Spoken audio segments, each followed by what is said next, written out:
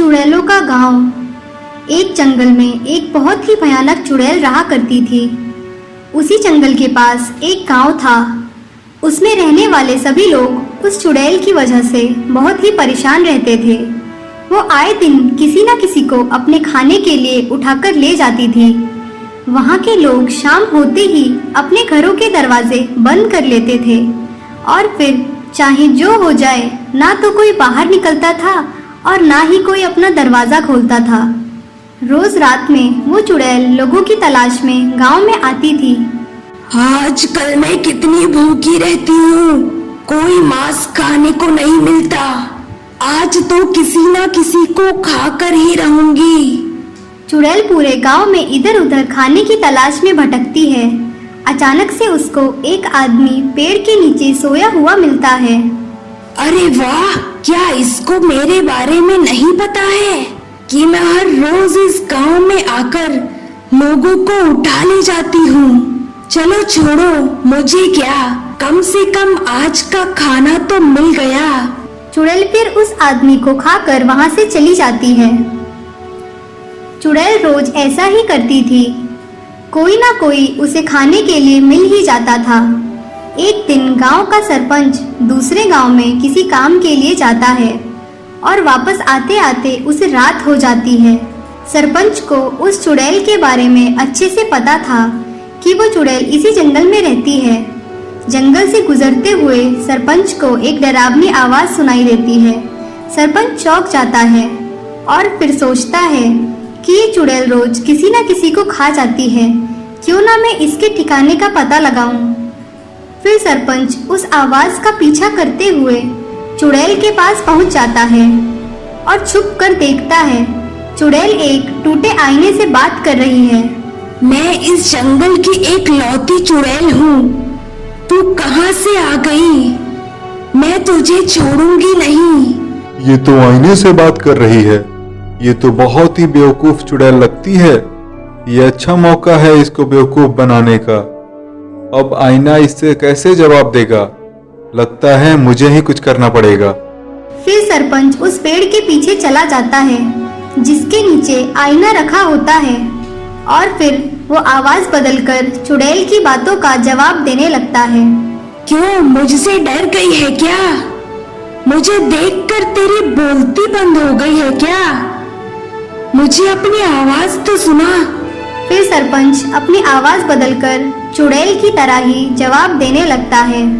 बहुत दिन तक तू इस जंगल में राज कर चुकी है। अब इस जंगल से चली जा, नहीं तो मैं तुझे मार के भगा दूंगी। तेरी इतनी हिम्मत जो तू मुझे भगाने की बात कर रही है? हिम्मत तो बहुत है, तूने अभी देखा ही क्या है। अगर तुझे तेरी शक्ति पर इतना गुरूर है तो कल रात गांव में आकर दिखाना। तो मुझे चुनौती दे रही है? ठीक है, अभी तो मैं जा रही हूँ, कल गांव में आकर ही तुझसे निपटूंगी। हाँ, मैं भी कल तुझे देख लूंगी कि कितनी शक्ति है तेरे अंदर। फिर दोनों ही वहाँ से चले जाते हैं। अगली सुबह सरपंच ने सभी गांव वालों को इकट्ठा किया और उनको चुड़ैल की बेवकूफी के बारे में बताया। वो सब तो ठीक है सरपंच जी, आप उस चुड़ैल को गांव में आने का बुलावा तो दे आए हैं, लेकिन अब हम उसका मुकाबला कैसे करेंगे? मैं कोई ऐसे ही थोड़ी ना उसको बुलावा देकर आया हूँ।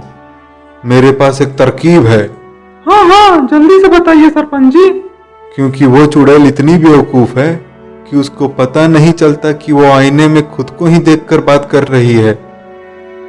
उसे लगता है कि कोई दूसरी चुड़ैल उससे बात कर रही है।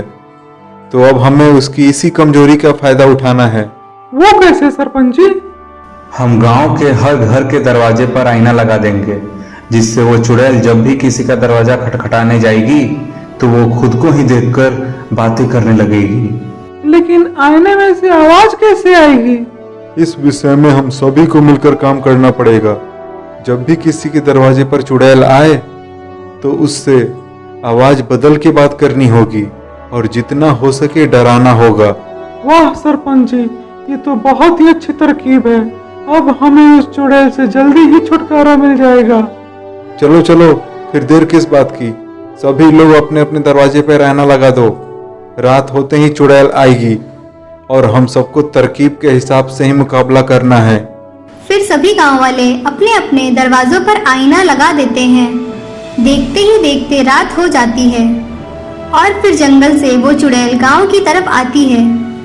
गांव आते ही वो जिस किसी के भी दरवाजे पर जाती है तो वो वहां दरवाजे पर लगे आईने में खुद का ही अक्ष देखकर समझती है कि कोई दूसरी चुड़ैल वहां खड़ी है। वो परेशान होकर फिर एक दरवाजे पर जाकर आईने से बात करती है।